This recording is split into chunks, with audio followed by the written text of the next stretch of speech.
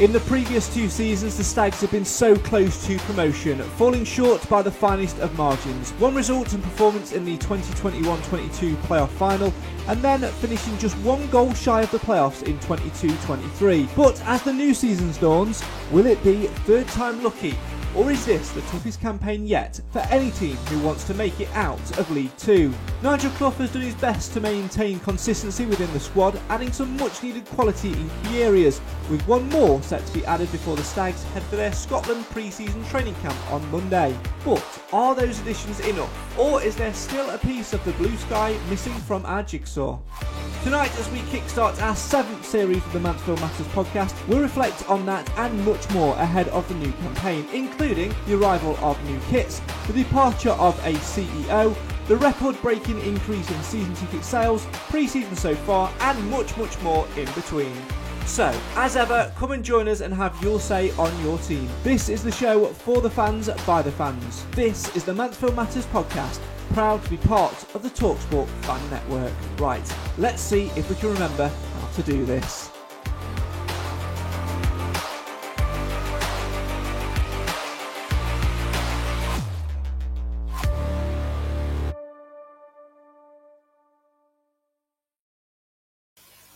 Hello, welcome back. I can't believe we're on Series 7 of the Mansfield Matters podcast. It's great to have you with us again. It feels like 2 days since we were last sat in this room discussing the end of the last season campaign where we fell just 1 goal shy of finishing in the playoffs. But can we do it again? Can we pick ourselves up, get back in the race and go one further than we did last season and maybe one step further than we did the previous season? Yes, that's right. And chase down project promotion. If you're only just joining us for the first time, hello, welcome to the party. My name's Craig. I'm the host of the Mansfield Matters podcast. Been here for 7 seasons and joining me every single week or every fortnight or however often it ends up being, fellow Stags fans from across Mansfield, Ashfield, Bolsover and sometimes across the UK and even around the world as well. And most importantly, you guys at home. We're here to talk all things MTFC, all things Mansfield Town. Why? Because Mansfield always matters. And we want you to get involved as well in the live feed, and the way you can do that is in the live feed comments. So if you're watching on Facebook or YouTube, tap away a comment. It will come up at the side of our screen and we'll bring it up in the show and we'll talk about anything Mansfield Town related you want to. It's not just me that you're going to be staring at for the next hour or so. I have alongside me 3 Stags fans of varying ages, and looking at the 3 alongside me, varying intelligences as well. I'm talking specifically about Cam, who's been with me from the very, very start to talk all things Mansfield Town. Let's say hello to them. Alongside me to my left, I have Mr. Clive Parkin. A very good evening to you. Hey up me duck. Hey up me duck. But OG, Cam Felton, welcome back to my house. You're supposed to be one of my best friends, and this is the second time that you've visited in 6 months. Hey, don't blame me. Blame the car. And, of course, the legend that is Sir Alan Wilson, the voice of the Stags, the mainstay, the rock that binds us all together, the blood that flows through all of our bodies, the King. Hello and welcome, the Messiah. How are you, sir? Hello, Craig, and hello, everybody. Very nice intro, that, Craig. Thanks, mate. I made it up. I don't know if you could tell. Craig, there's a modicum of hyperbole in there. Of course there was. There we go. Thanks to Craig as well, who said, welcome back, Mansfield Matters team. This means the season is edging closer now. It sure does. Follow Craig and put a comment in down below. Right, well, I don't know where we want to start because we, of course, have seen each other. We were together, Clive Allen and I were together at the Alfton game yesterday with Cam. I saw him about 4 years ago when I gave him a lift from Sheffield. So we've got a lot to catch up on, really. I don't know where we want to start. We can talk all about new signings. We can talk about the squad. We'll talk about the little bits of news in between as well. So do feel free to jump in on the conversation and have your say on your team in the comments. Well, I guess we should start by going back, Alan, to the end of last season, where when we left this room, we were full of optimism, wondering who we'd sign, looking at the release list, the retain list, and sort of going through that, looking at who we'd want to stay and things like that. And one thing that we said was that we needed to bring some quality additions in. And I think Nigel Clough has got a well-balanced little short list that he's done. He's managed to retain and get that consistency through his squad to try and go again and try and build over time. But he's also added key additions in key areas. Definitely. I like the looks of Cargill at the side of Kilgore. They look a quality pairing. I like the rest of the people that he's brought in. Lewis looks all right. He looks very busy, very adaptable. And it'll be interesting to see how this other gentleman in who has got, is hopefully having his medical on Monday and then going to Scotland. Some people have been putting on about this Mr. George Williams. Well, I've looked through and he apparently is a winger that played for Wales. So I don't think it might be him. Maybe there's more than one George Williams. Well, you never know. You never know. We'll wait and see. Clive, looking at that list as well, we've seen them in a couple of games now. They seem to have slotted in quite well, in particularly Cargill sitting alongside Kilgore at the central defence. But if you can look at those signings which we've made so far in the summer, obviously Stephen Quinn and the 1-year contract extension, Will Swan, the epic 3-year deal with a 1-year option, Bailey Cargill, centre-back, 2-year deal, 1-year option, Callum McDonald, 2-year deal, 1-year option, and the same with Christy Pym as well, obviously after his loan spell last season, now here on a permanent for 2 years with a year option. Of those, which one would you say is the biggest addition, the key addition, if you like, of the summer window thus far? I can't judge the new players as well as I can Will Swan. So I'm going to say Will Swan. He played well when he was fit, and he made the difference in a number of games. And I think a fully fit and a fully active Will Swan this year will get a bag full of goals. Cam, what about you? Looking at that lineup, which one would you say jumps out and say to you and says that's the piece of the jigsaw that we were missing previously? I wouldn't really say it's much of a missing piece. I'm very much on the same side as Clive, being Will Swan. I think we didn't get to see a full Will Swan for a season. Obviously out with an ankle injury, expected to miss the remainder of the season. Came back for a couple of games, but 10 goals, top goal scorer. So obviously we get to see like a fully fit one, Will Swan, and just really see what he's actually capable of doing. And obviously it's always a bit of an issue when you've got a lone player, because you can't really sort of like maximise what you do with them, because you've got to adhere to what the parent club wants. But he's now our player. We can mould him exactly to how we want, and we can and just get cracking on. And he seems happy to be here. So, yeah. Alan, looking at that as well, we always say every season that there's always a lone player that we end up falling in love with. It's happened historically over the years. Tyler Walker is a prime example of that, especially when we had the season that we had. Wanted to keep him, wanted to sign him. Pretty much the fact that he was from Nottingham Forest. But we did that with Will Swan. We've got him signed on paper. Is that enough, though, in the striker department? We've made so many fantastic additions, at the back. I've realised I've missed one from my list in Aaron Lewis there as well. But Aaron Lewis, who can obviously play in midfield. Bailey Cargill, can play left side, centre back, and probably left side as well. Callum McDonald, all additions defensively where we weren't the strongest. But that said, Will Swan was top goal scorer, but didn't really get too far over double figures, and there wasn't many people around him. Are we missing a piece still in that striker department, or has Nigel Clough now got enough firepower? Well, I think in the end, time will tell. But in my opinion, and it's only my opinion, I think I agree with the gentleman to my right.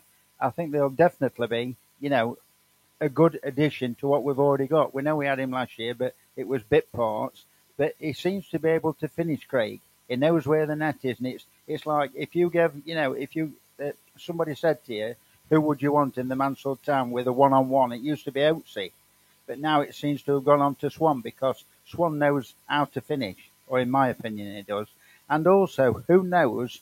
Who's not to say that Abdullah won't come through at a later date, because he knows where the net is as well, albeit a youngster. Yeah, similar to James Gale as well. Simon's been in touch. OG Simon, hope that you and the kids are well. Evening, gents. Nice to see you back. You need to come back with us. You need to be in this seat. You need to be in one of these seats this season. Let's get you back now. The kids, they're old enough now, the twins, to be left with mummy for a bit. Let's get you back where you belong, my friend. He says, I think he's got a decent squad this season in Clough. Made some decent signings. Hopefully we will be back there again and challenging a little higher than just the playoffs. Paul says, keep Kieran Freeman. Looked quality yesterday. Will be a good asset to the club. Let's talk Kieran Freeman, Clyde, because we've had him a couple of times over the years. Obviously, at the very start of his career, he's got this long established relationship with Nigel Clough as well. Obviously, Elliot Hewitt's going to be out for the pretty much the season. We've got Callum McDonald there, who signed in January at right back. Other than that, we don't particularly have too much competition in that right back spot, other than Aaron Lewis, who I think personally is going to use more in midfield. Looking at Kieran Freeman, the fact that he can play right back, right wing back, left wing back, and centre back, given his experience and relationship to Nigel Clough, would you be offering him a deal? Would you be looking at getting him on the books? Well, based on his versatility, he sounds exactly the sort of player that Clough will want to have on his squad. And, of course, he knows him inside out. I think looking at the acquisitions we've had so far, they're all players that you would expect to hit the main sheet each week. So what we haven't got is that player brought in just to provide cover. And I suspect he may well be that player. Does it also matter, Alan, about the business that we do tomorrow? Because obviously we're talking in retrospect about Freeman potentially coming in and filling in that right back, left back, centre back cover slot. Does it also depend on the addition that he brings in tomorrow? Because touch wood, unless anything goes drastically wrong, we will have the new signing media out tomorrow when the boys head up to Scotland. I'm going to say, like you said, and quite rightly so, it all depends if everything goes according to plan. But, medical aside, if he does look to fill the part, Freeman might be a bit part, because Nigel's already said that he doesn't think that he'll be giving him a contract. But, who knows? Things might change. Injuries are a nasty thing, Craig, aren't they? Let's talk about players who have gone the other way. We'll look at our squad in full a little bit later on as well. A couple of players who obviously were offered new deals but turned down deals in the summer camp were those of Jason Law, who's since gone on to sign for Scunthorpe. Delighted for him because he's actually going to get some game time. He's really going to thrive there. I'm actually surprised that he's not going to level higher. I actually thought he might end up at another League Two club. And the other, of course, everyone's going to slate me for this, but Kieran Wallace, I'm disappointed to see him leave. Ended up signing for Hartlepool, but on balance, and I'm going against my own argument here, you can't say that we've not replaced those players with quality. If you're looking at, let's take, for example, Aaron Lewis. He's played the 2 pre-season games so far in midfield. Personally, like I said earlier, I think he's going to be more of a midfield player and sort of slotting in at right back when needed. If he comes in and replaces that slot left by Law and Wallace, I think you've made a quality signing for 2 for 1 there. But wish them both well. Yeah, we do. Obviously, it's disappointing. It's disappointing to lose Jason Law, first and foremost, because he's probably it's a talent. It was a young talent. The first real talent that we've brought through that was able to hold his own. Did we fail him? Yeah. I think you could probably say we failed a lot of the young players that we've had come through. Adam Soms, Liam Marsden, Jack Thomas, etc. I think it's the list, isn't it? Yeah. Probably double A4.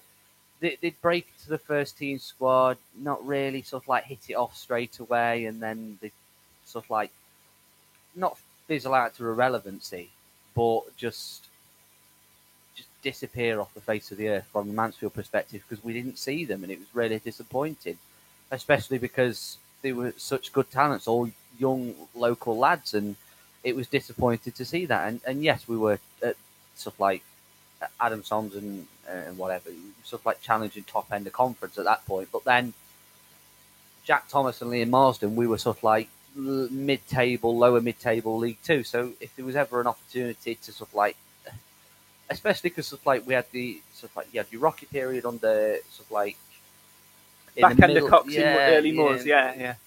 That overlap, we got some fantastic wins against teams, but sort of like where we need games to sort of like where we need to close out games, and we need players. They'd be the sort of players you could bring in and do whatever, and we didn't, and it was disappointing. But obviously the youth academy structure has changed a lot since then, and you probably look at Jason Law and Tyree Sinclair, sort of like they're very much in between our academy, sort of like going from what it was to what it is. They've been on both sides of it. So it is really disappointing because Sinclair he's probably fine his level at National League for now. there's another one like Alistair Smith.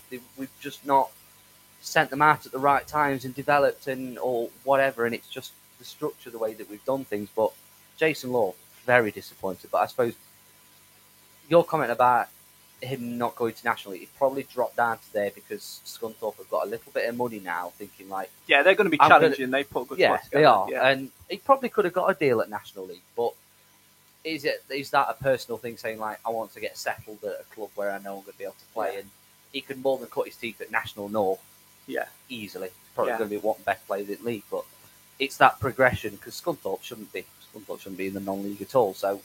Well, it's interesting that we mentioned the academy. We're going to talk some academy news in just a minute, but let's stay with the first team for just a second. Interesting that we're talking about the younger players there, Alan, as well, because obviously James Gale, we hope, is going to be a real key feature for us this season. Looked impressive in pre-season so far, even though we're just 2 games in. Obviously, again, we now start to develop players a little bit more. George Cooper, I know who you're a massive fan of, and who's played 90 minutes so far over pre-season.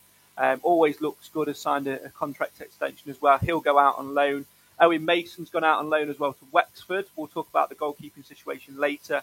But really starting to put a little bit more into that now. But let's go to the opposite end of that because it ties in very nicely. And there's one bit of loose ends which we need to tie up so far in terms of the squad, and that is James Perch, who was, of course, offered a new contract in the summer, yet to sign it.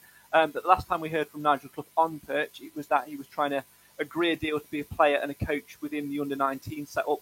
We've had some news today about the under-19 setup, which we'll come on to in just a second, which might tie nicely into that.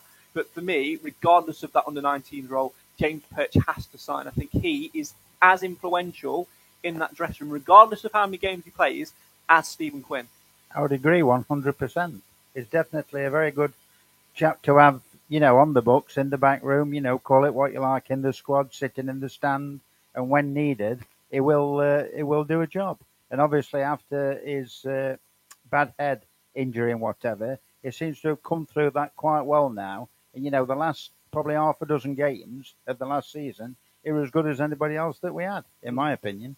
Absolutely. We'll come to more of your comments soon. I can see them flooding in. Please do keep them coming in and have your say on your team. But let's talk about that academy news, which has been released in the last hour. There were rumours about this happening, one of these two happening anyway, but it is now confirmed.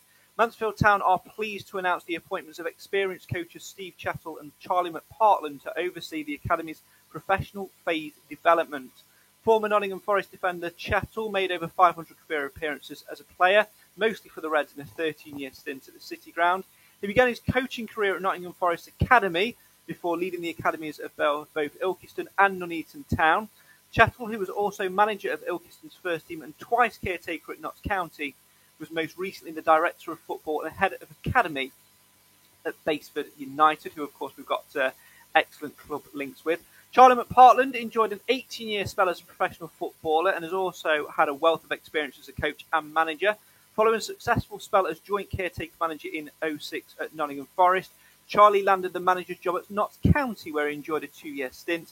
In 2009, he joined Ipswich as part of Roy Keane's coaching staff before becoming assistant manager at Swindon, then returning to Forest as under-21s coach. More recently, he was a scout for Aston Villa.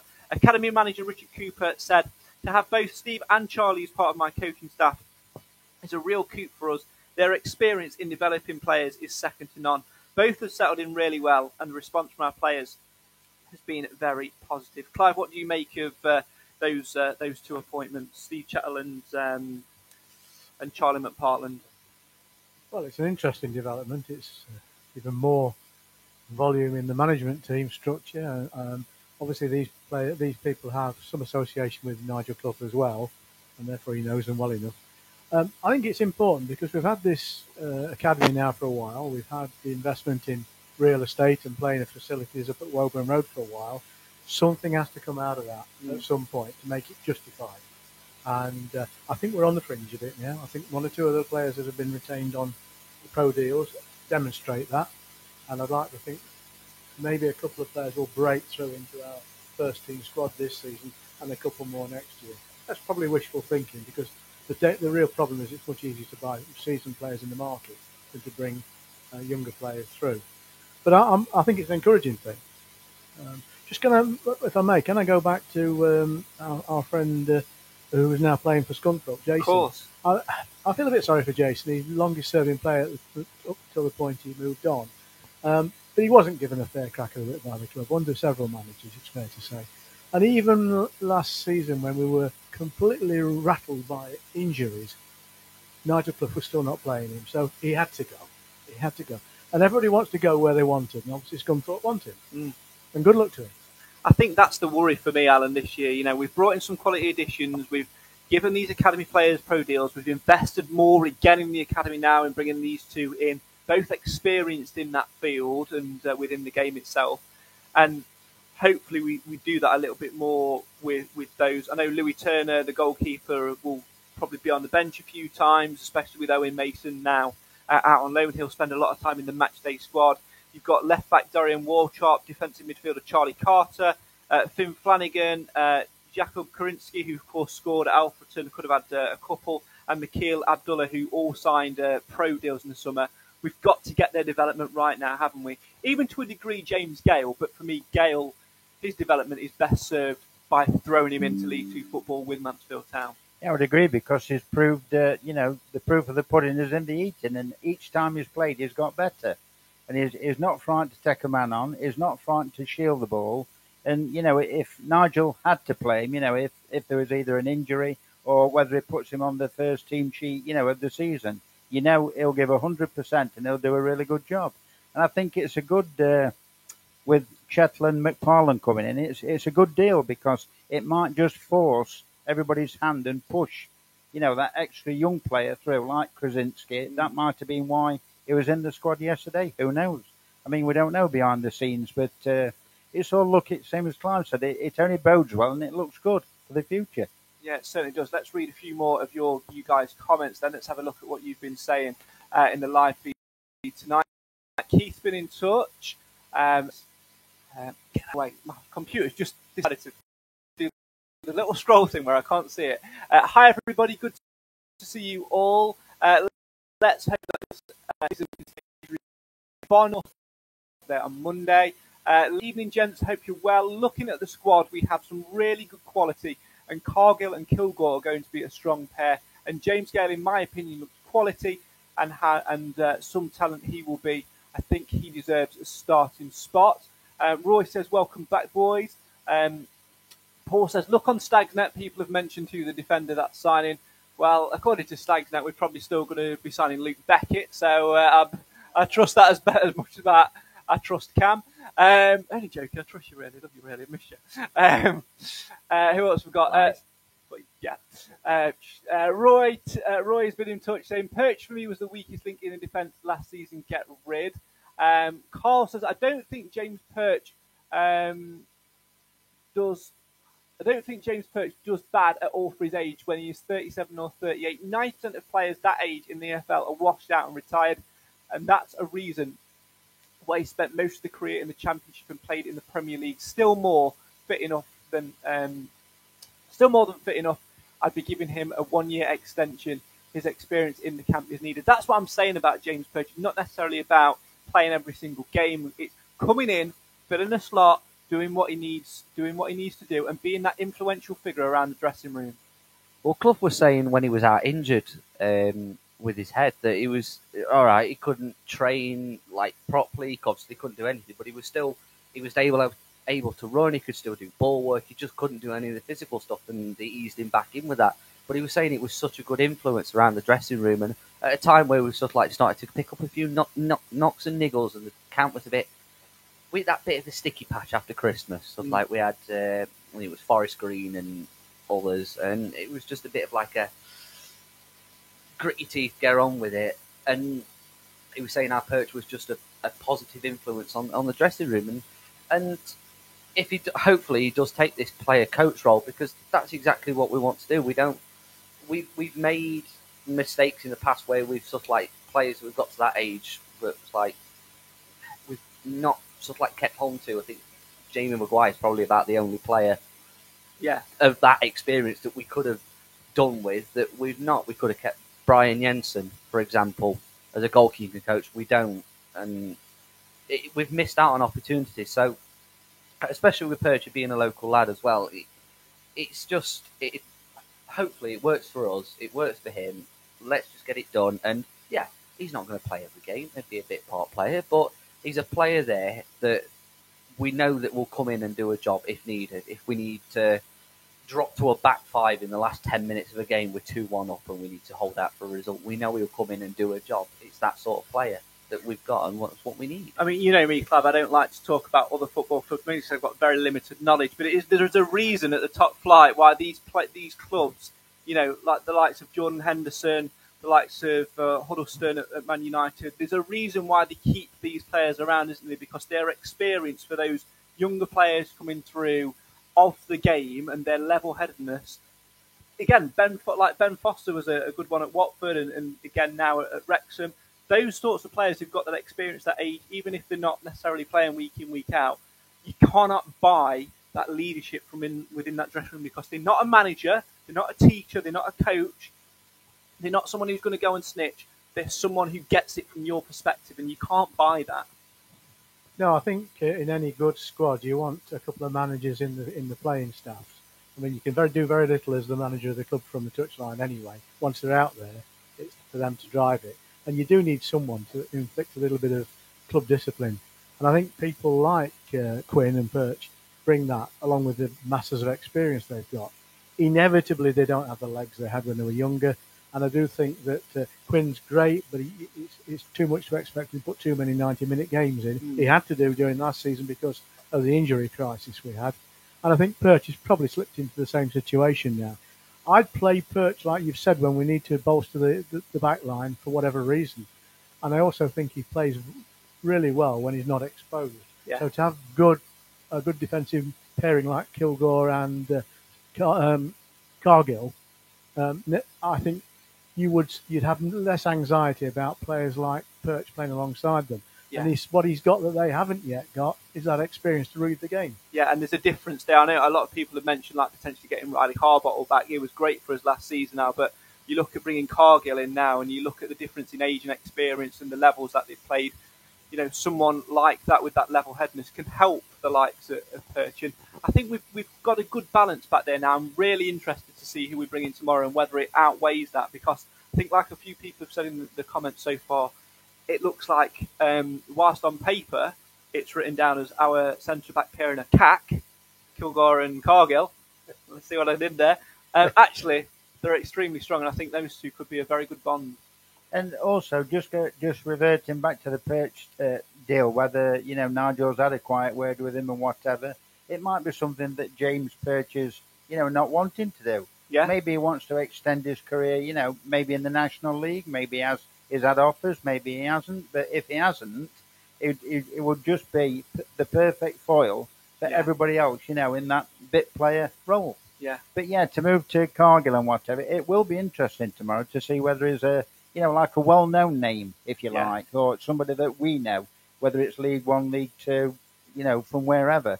Because I'd never really heard of Cargill before. But, you know, I like what I see, and I like a left-sided player, a left-footed player to complement Kilgore, you know, with this side. So, tell you, I'm excited. It bodes well. I can't wait for us to announce that we're signing Kieran Freeman. I'd take it.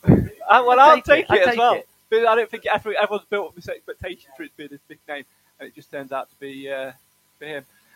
Craig in the comments said, I was surprised, going back to the youth team players, I was surprised the likes of Abdullah, Warchop and Anderson haven't been involved in any of the friendlies we've played. Not yet, so far, not yet. Maybe they've got other plans for them. Of course, there is that Long Eaton friendly as well, which they could chuck them in. And I know the 19s have got their own fixtures as well.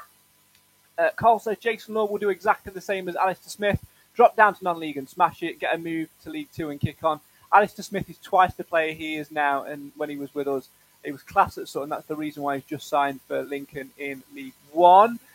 Thomas says, if Clough is going to play 4-3-3, do you think we can get away with Swan, Oates, Gale, DKD on the wings, all not natural wingers? I personally feel the squad suits the diamond in midfield with two up top. It's an interesting one for me, Alan. I think it all hinges on whether DKD plays, because if DKD's in the side, we play with the front two and him just behind. If he doesn't start, it's a front three. But I agree, and I know that a few of you guys have said the same thing. We are missing a naturally wide player. Yeah, well, that's George Williams tomorrow, remember? We're not getting a defender. He played for Wales, Imagine remember? if it turns out to be a 30-goal a season striker, and we're all like, what the?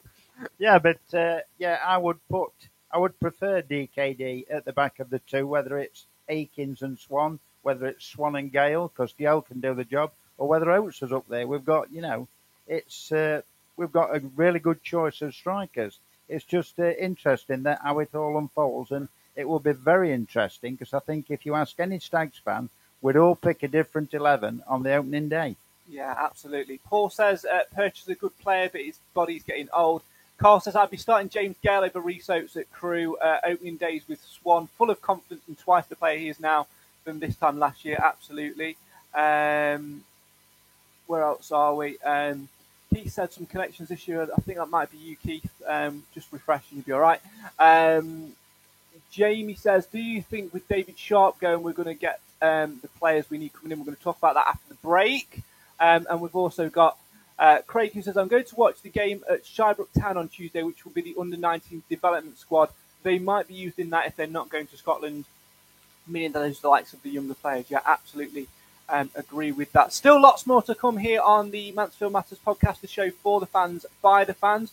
Why? Because Mansfield always matters. So make sure you keep your comments coming in and have your say on your team. We're going to talk David Sharp's departure and Caroline coming back into that CEO role. We're going to talk about this, the new kit, and everybody's thoughts on that. We've seen a few social media posts today about the quality of that. Shame we've not got our kit expert with us. I'm sure he'll give us that when he returns, Nick. We'll talk season ticket sales. We'll talk Papa John's Trophy. We'll talk Carabao Cup. And we'll talk the remaining games of pre-season right here on the Mansfield Matters podcast, the show for the fans, by the fans. And we're proud to be part of the TalkSport Fan Network. Don't go anywhere.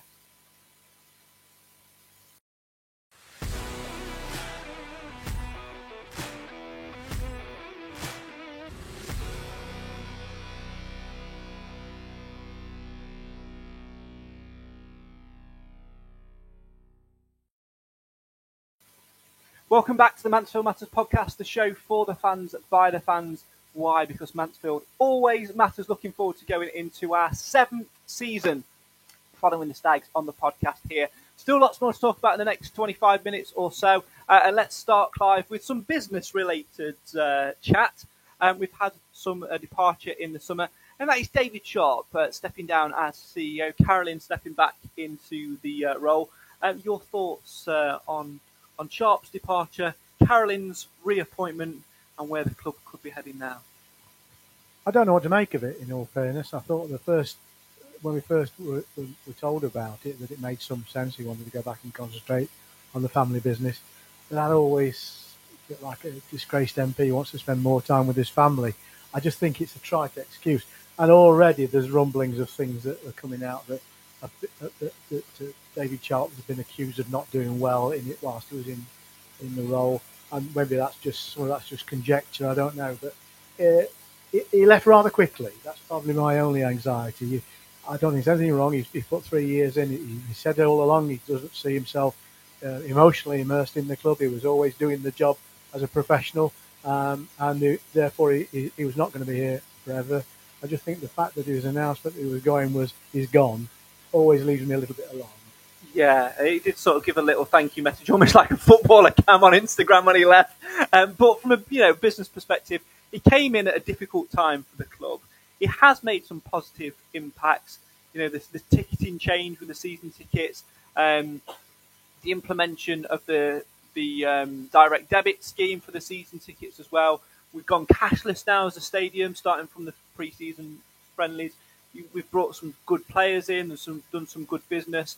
And even though he publicly admitted in the fans forum, which I thought was a little bit of a bad move, that he wasn't overly emotionally invested, you can see it from a business head, and you wish him well. But now you've got to make sure that work is carried on. And as Caroline stepped back into that role, do you think that's just an interim thing, and whether the club should appoint an independent CEO, or whether we should go back to that passion-driven role? Either of which, I'm happy with as long as whoever it is has got the best interests of the club at heart. That's the key thing for me. It's got to be someone that cares about the club, and I mean this in the nicest possible way. But is there enough people that want to do that job, other than somebody that's already within the Mansfield Town One Call organisation? Do we go and poach somebody from there, or do we go out and look for somebody new? Quite clearly, obviously, we tried something new in going for Sharp, and all right, first bit of his being in control was it was as just as we came out of COVID, wasn't it? It was no, the it back was just end. before we went into COVID. Yeah, during. So it was a difficult time because what are you supposed to do? You've got no fans coming through the door. You've got no extra revenue. No this, no that.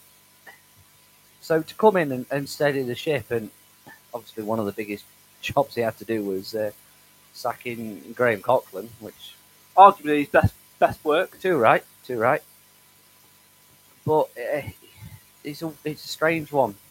Like Clive said, it's so rushed and so sudden, and yeah, like you said, maybe it was a bad move to say he's not emotionally invested. But same again, was that just his justification, sort of like to not get overly attached? I think in football, and we saw it with our neighbours down the road in Nottingham. You've got the owner, Alan Hart, a prospective owner, coming in, who was a fan of the club, and he ran the club because he loved the club, and he ran them into the ground, and he ran himself into the ground, trying to get them promotion. Didn't work. Tried to buy them out of relegation. Didn't work. It nearly cost him everything, and it did cost them their Football League status and nearly their existence for a while, and we don't want that sort of situation. So him coming out and saying he's not emotionally invested, I don't think that's a bad thing, to be honest.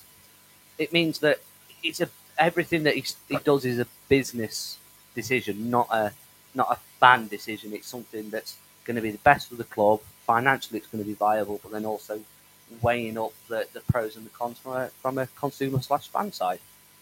I think the job itself is a big job, and I think the club has moved into a position now where it has to replace him. I think Carolyn has enormous talent, and she's incredibly passionate about the club that she co-owns. I don't think that's the right solution. I think she might, step in for a while. You need a replacement for David. I don't see anybody in the existing team structure there that's got the quality to do it. So I think they do have to go out, put it out to the world and see who's out there. I think the job is difficult because you've got to manage everything that's underneath you. But more importantly, you've got to manage the owners. And I think what you don't want is passionate owners that keep dipping in and doing things that aren't structured. Now, I'm making no accusations, but I suspect that the whole Danny Johnson fiasco was a little bit of that. I disagree to a certain extent. I'm pleased to see Carolyn. Thank David Sharp for his 3-year tenure, whatever it was, and his efforts. Thank you very much for Mr. Longstaff. Shall we just say hello to the Mansfield Town media team who just logged on to this? It's just come up, Mansfield Town Football Club is watching. Oh. Evening. Carry on, Al. Evening, boys. Yeah, I just think it's a really good move to get Carolyn back in charge, because I think she'll do a very, very good job. Plus, it brings John back here a little bit more in the season, to what they were doing before. And I just like that. I like the Radfords here. I think sometimes I think it's sometimes really important to have a break and step away from something, which obviously they did, and had that bit of downtime, and bring somebody in who's got outside views and outside ways of working and other connections. It's good. I think it's just about management and being flexible.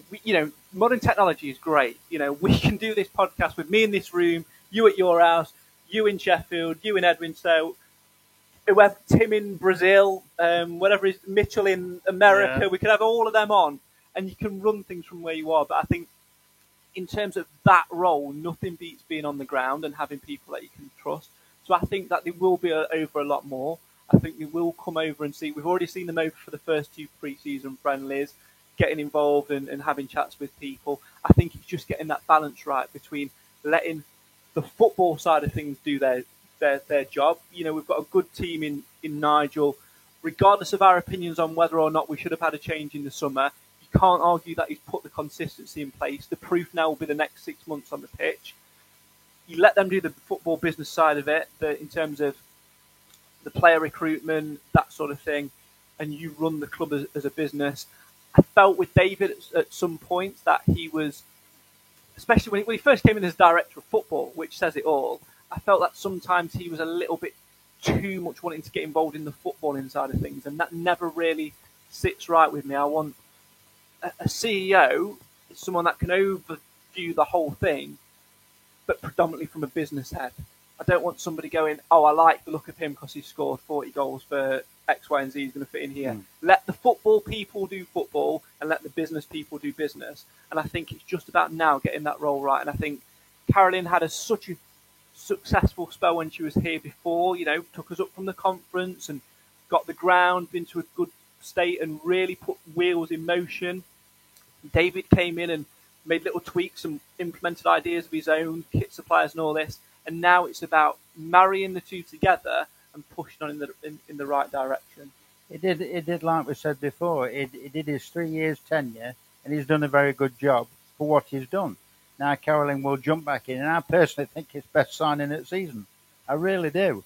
I think Caroline deserves to be where she is, and I think it'll only push Mansfield forward and up the league. Apparently she's not going to be playing though because she's refused to play centre half, and Nigel Clough's not happy with that.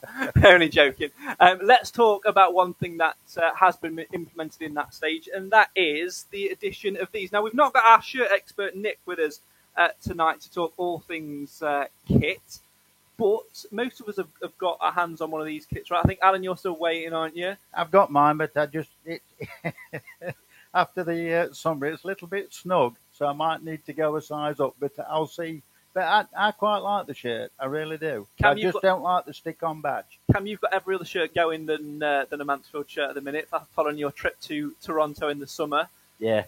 By the way, I know people have been slating Castor, but you've got an even worse kit supplier there. Yeah, Macron. Macron are horrendous. Oh, great. And Clive, I know you've got your hands on one of these as well. I have to say, first and foremost, though, that the speed of the Castor website, phenomenal. I know people queued on the opening day when they went on sale at the ground at the not new but new club shop. Cupboard. For over an hour, 2 hours to get their hands on a shirt. I was at work in Sheffield on the Monday. It took me 5 minutes to order mine. It arrived here the very next day in time for the Retford game. Really speedy delivery. But Clive, I know a few people have not been quite happy with it, have they? I'm not decided either. I can't get excited about it, and I share the view of one or two people that the actual quality of the fabric and the badging leaves a bit to be desired. It'll the measure of it is how well it survives the season, I guess. But everybody's now clamouring for the away strip as well. Yeah, it's going to be an expensive time for families who buy kit for everybody, isn't it? I have to say that I like the retro design. I'm a fan of that. We've obviously tried to incorporate a little bit in what we do with the graphics and stuff as well. I like the top little bit. This reminds me of when we got promoted, when we went up 02, 03 and 03, 04. Oh yeah. That reminds me a little bit of that, the old VK strip. But what I don't like is I do not like the transfer badge. I think that is a disaster waiting to happen. And we've already seen a few people put on Facebook today, the print badges, that this little thing, the Castor thing, in the bottom corner of the shirt has come off in the wash. And I'm just trying to have a little look on. I know there were washing instructions with it, but how many people do genuinely read those washing instructions? Best probably to wash it inside out on a cold wash, maybe stick it in a pillowcase to be sure. It's maybe giving the kit man a bit with no water, and only with your left hand. It's giving the kit might give the kit man a few extra things to do, but it's. I know you said that it might be a bit snug for you, Alan, but I usually buy a small. I brought a medium, and it's very baggy around the neck. I've eaten a lot of chicken over the summer, and even then, it's still a little bit baggy. It's a little bit long. So, well, mine does fit, but I'm just going to give it a chance with the double XL. I'm going to see. Well, we'll see what happens. Cam, I know you're a shirt connoisseur as well. Watch his face. You're gonna Well, that's it. Away shirt. Well, we are a little bit disappointed that we've not had the release of all 3 kits at once. The goalkeeper kit, I would rather have seen as the away kit. I'm not going to lie, but there's rumours going around. We've seen the leaked photos that the away kit could be red. Thoughts? Out of principle, burn it. We are not Nottingham Burn Forest. it. Burn it. I disagree. Red for a goalkeeper's shirt, spot on. Brian Jensen, Yeah, immaculate kit, looked really good. but red for an away shirt, I'm not a fan. And we've got a weird sort of bluey-looking third shirt Don't as well. mind that. Apparently. See, when these leaked photos came, that third kit was the only one I actually believed was legit. On the principle that it was taken in the dressing room at the club, whereas the others were taken it could have been taken on your floor Yeah. with the colour of the carpet. But I'm trying to say It's about a my little bit- carpet. no, it just looks exactly the same. There's nothing against it. But But I did not leak those kits. That's slanderous.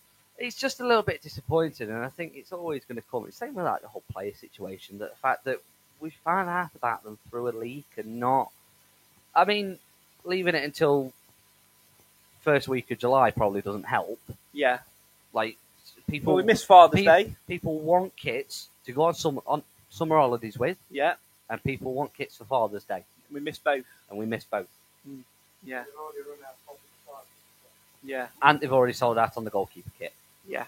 and we've still not got the away or the third or any other goalkeeper kit. Yeah. And It's an interesting one. I know there's always going to be teething problems when it comes to new kit suppliers. I am very excited about the Castore stuff just because they're sort of like their training wear, their leisure wear. I do like the training type. I'm not gonna lie, even though like it makes no sense that Savannah Rags are sponsored when they're now in rags themselves. But I'd like that simplistic white training top and the It's the nice, staff top as and well, you the look red. you look at the stuff that other clubs have got. MK Dons are with them. Obviously, Newcastle, Rangers, England cricket. There's so many, and their off-field stuff is really nice. It's good quality stuff, and hopefully we'll see that. Obviously, we've not seen it straight away. All we've got so far is the goalkeeper kit and the home kit. But For me, Alan, I swings think and roundabouts, isn't it? Really. I think it's more of a thing of how long we're going to have these kits for, because what I don't want now is to go back to that thing of chopping and changing every season. We had a good thing going with Surridge, which was home kit 1 year, away kit the other. All right, they didn't match, and there was no consistency with them, whereas this time with Castore, it looks like they're going to.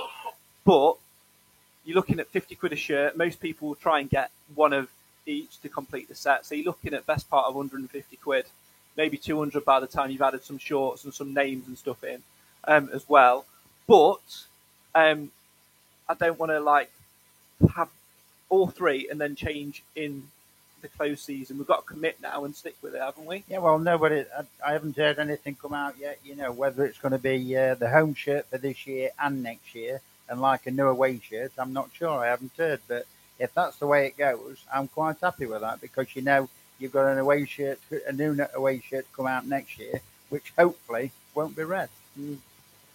Another good thing, I think, with the Castore thing, and this is just something that they do in general, and sort of like us as a club moving with the times, the season tickets being on a QR code on your phone, cashless stadium, and then new website offers Klarna, and it is just and finance options on season tickets. We're just all right. The Klarna thing and being able to split payments on the Castore website is them themselves, but us moving forwards, and it does link back to having a kit. You don't want to be forking out 150 quid on 3 new shirts, and if you've got more than one child, Simon, for example, he's got his twins, he'll get the new kit, but then that's 2 full kids kits, then his kit, his shirt.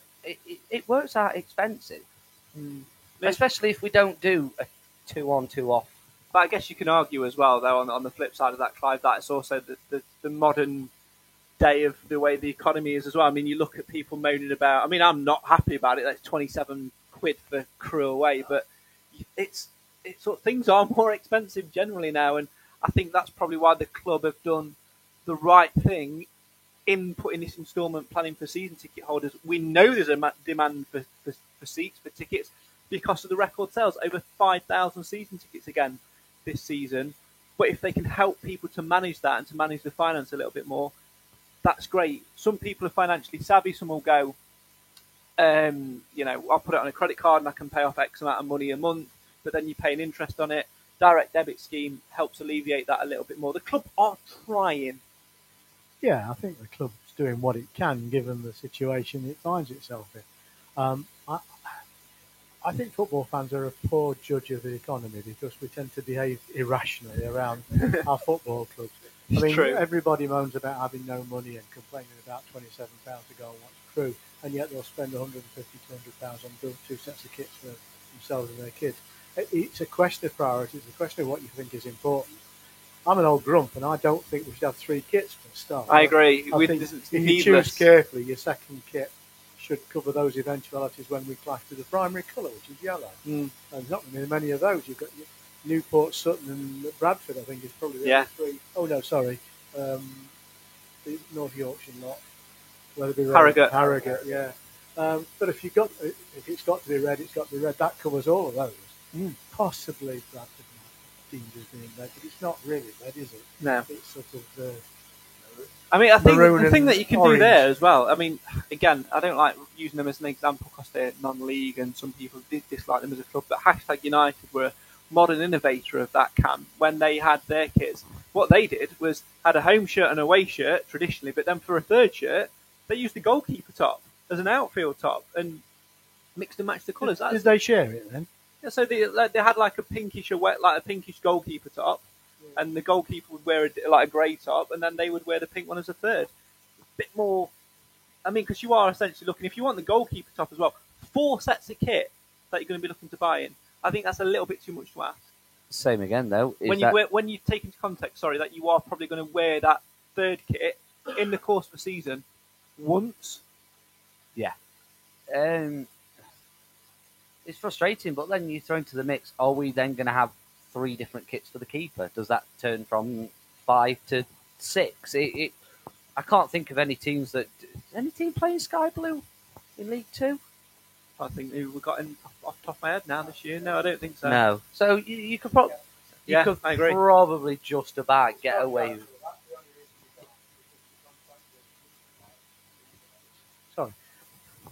Sorry to interrupt. I'm just saying we could have kept the sky blue kit. It's got plenty of life left in it, but unfortunately, it's not by Castore, and we have that contract in place, so it can't be. Why couldn't we have the goalkeeper shirt as the away shirt, and the goalkeeper shirt be like the red one, pink, or yeah. red, or Wow. you could literally a goalkeeper shirt does not have to correspond in any way, shape, or form with the colours of your club. Yeah. Point proven. Goal- Alan Marriott scored his goal, pink shirt. Love it. We should have kept that pink shirt forever. I'm sure when we get our kit man Nick back on the show, he'll be telling us all. But as Craig says in the comments, it's been expensive to start the season up to yet, but people don't have to buy. People moaned about £27 for Crew. Match day stage is 26, 24 before, if brought before. So not much difference in my opinion. I agree, and it's like what Clive did say. It is a choice, but some people maybe do feel a bit pressured into it. But I was trying to, Alan, to put a positive on it and saying that in putting the instalment plan in, that's a good thing. And then the cashless thing as well. A few people have said that the cashless thing is something they wouldn't like to see. Going cashless is something dropped. Also, cashless is a bad idea. It is a bad idea if they don't get the machines working. I had it on 4 occasions last year in the Ian Greaves Upper, where I went to buy my sausage roll and hot chocolate traditional before a game. Tried to use the card machine, wasn't working because of the internet. That's it. What I'm going to say, is there a reason why you can't have cash, like at the either end of the stadium? Have cash and card at just one place. Then people I know obviously people depending on where they're sitting. Yeah, I suppose it's more about the way it's handled, because bank transfers, it's all computerised. It takes the human element out of it. Literally, someone has to go and cash up with the cash side of it, and everything has to be held to account, and it's a more tedious process. So I understand it from that logic, but there will be people that don't want to pay on the card. Well, I mean, at the end of the day, if they've got no facilities to pay on the card, if the people that are queuing up, they won't queue up anyway. they'll just either take the flask or, they'll just go without a drink or something to eat. But my only concern is, if it goes down on the day, what happens then? Yeah, exactly You've got X thousand pounds of sausage rolls, pasties, crisps, etc. Well, I'm sure there must be one somewhere where you can have, a little bit of both. I wouldn't worry too much about the sausage roll, because whilst they've put the cashless system in place, I would have much rather them invested that money that they would have spent on doing that in teaching their kiosk management people how to actually cook a sausage roll. More on that as the season goes on. We are running vastly out of time. Thanks for all your comments tonight. Let's finish, Clive, by talking about the remainder of pre-season. Obviously, the boys are off to Scotland on Monday, hopefully with a new defender in tow. It'll be a hard week up there. We've had 2 games so far. In brief, what have you made from the 2 so far? Because for me, results aren't important in pre-season. What is important is 2 things for Nigel at this point. And it's, number 1, getting through this game and getting minutes in the tank. Number 2, coming off of that pitch with no injuries, touch wood. Yeah, it isn't meaningful at the moment. And I don't think many of the pre-season games are in themselves meaningful. What you want to see going through that series of games is the frame of the side emerging. The bits that they're going to build around. And we've mentioned central defence of Cargill and Kilgore. But you start from there, and you obviously have got your first team goalkeeper already penciled in. You've got a good start, and it's where you see that group in midfield being dominant. And then we're going to have that challenge of picking 2 from 4 strikers, because I don't see us playing with 3 strikers on that many occasions. So, but we'll see. I mean, this is a time to experiment. I think what you can say is that the keepers in both pre-season games at the moment haven't had to make any saves. Whether that's the quality of the... But I mean, talking in generalised terms, we've not played teams that have challenged us as much as we would have liked in that respect. But, you can only play what's in front of you. And I think that we showed some touches, we showed some teamwork in there. And even when we changed from one half to the other, when you've got completely new players, they seem to work together. So they're doing something right on the training pitch. It's early doors, isn't it? Yeah, I think, Alan, this week it's going to be the intense week, isn't it? It's going to be getting the hard work in now, really getting into those legs up in Scotland and really giving it a go on Saturday. I think the Rotherham game, he will do the same as what he has done in the Retford and Alfred games, and that's 2 11s. And then I think you're looking at the Barnsley game for more of a, right, this is the 11 that I'm thinking of starting with a few tweaks here and there and giving them more minutes and building that up. But for me, these next couple of fixtures, the Barnsley game, the Oldham game, and, even though Matlock's a step down from Oldham, they always give us a good test. I think it's more of a calendar thing about they couldn't fit that in before because they want to sort of build it up gradually. But now, after this week is done, I would probably say that pre-season really starts. You've got your minutes in the tank. You've got everybody back together. You've got people gelling and things like that. Now the hard work ramps up to the next level. And I can't wait to see what effect it has on Saturday. And I think Scotland will do that. I mean, that's what it's there for. They enjoyed it last season. It worked a treat, or seemed to work a treat. They know what they're doing. They know what they're going to receive. They know what they're going to get. And also, I slightly disagree with the Rotherham match. I think, there might be the makings of the first 11 there as well as Barnsley. But, I mean, time will tell for that, But whichever team he puts out, let's enjoy the season. Yeah, let's certainly do that. Well, that's almost all we've got time for. Cam, I'm going to come to you finally just to round things off. With what you've seen so far, all things included, players that we've brought in, potential players that we're going to brought in, pre-season results thus far, and the pre-season plan ahead. Pleased with the direction we're going, because it will be a tough campaign this year. We're not going to delve into that on this podcast, but it's coming along nicely so far. It's good to be back in action, isn't it? Let's say that. It is, and it's a football fan sort of like second instinct, sort of like they're looking like, well, what's everybody else doing? Who's this team signing? Who's going where and whatever? And it can be so difficult to focus on your own team, because you're looking what we're doing, and you see rumours spreading about players signing and he's going there, but no, wait, last minute it goes there, and it's frustrating. So to have so much going off at the Stags, i.e. you've got new season tickets, you've got X amount of new shirts. All right, it's not maybe the most positive thing, CEO change, and there's so much going off. And then to have a strong pre-season this is not a negative in any way, but playing teams like Rainworth and Clipston, not great games. So to be able to fixture Matlock, Oldham, Barnsley, Rotherham, even Long Eaton are a higher level. All right, granted it'll be presumably a Mansfield 11, a bit of a mixture of those that need minutes and young professionals, but we're not nondescript, but we're playing teams that have actually got quality within them, and obviously we've got good links with teams like Long Eaton, with the youth development and in Deakin, and where we got James Gale from. So there's steps that the club are taking to prepare in the right way, and going to Scotland is one of them. So everything's looking more positive. I'm hoping in the next week or so we'll see what's happening kit wise with everything else, but it's just good to be back. It feels like pre-season gets longer and longer, but I don't know whether that's because last pre-season only ended up being about 2 weeks off because of the old Wembley thing, and we look very fatigued going into that, and now we look a bit fresher, and the lads seem good. Even that first couple of days going around Bickersworth, they look good shape, good lads, and let's see what the season brings. Always love a good drone shot as well. Clive, I'm going to get a last word from you. Alan, in the comments, final comment tonight. The big positive this season is we have a squad with no loans, so they should be all playing for a shirt for now. I don't particularly think Nigel Clough will look to dip into the loan market unless anything happens between now and the end of pre-season. As frustrating as it is by not adding that extra piece up top, I think in Nigel Clough's head, we're there already. And I agree. I think if we can get this Monday signing, whether it's a loan or a signing, I don't care. We've got a squad to work with. And providing we can avoid the disastrous number of injuries we've had in recent times, we're going to compete this year. Alan, final one from you. Obviously, we're at home on Saturday against Rotherham United. Are you back for your 100th season behind the mic? Well, I certainly hope so, Craig. I should be putting my best foot forward anyway.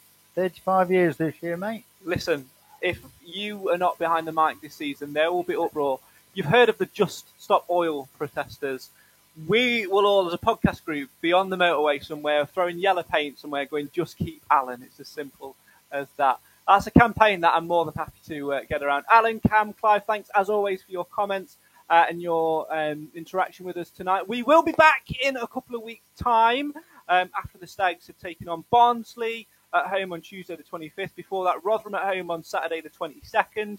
And a trip to Longy United as well on Wednesday the 26th. We'll try and slot one in before we take on Oldham on Saturday the 29th of July. But if not, it will be after that. We'll certainly do another podcast before the season starts. And yes, we will be here for our 7th season of the podcast.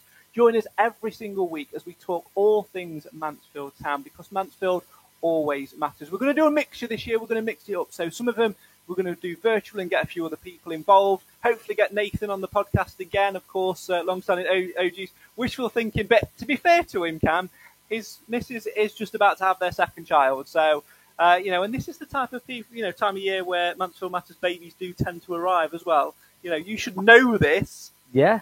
It's almost like you forget. It's 3 pre-seasons. In a row. Almost, 2 in a row. There's one last season. Yeah. Didn't have one last year, but yeah. This is the time for Mansfield Matters babies. So we'll try and get Nathan back at some point. If should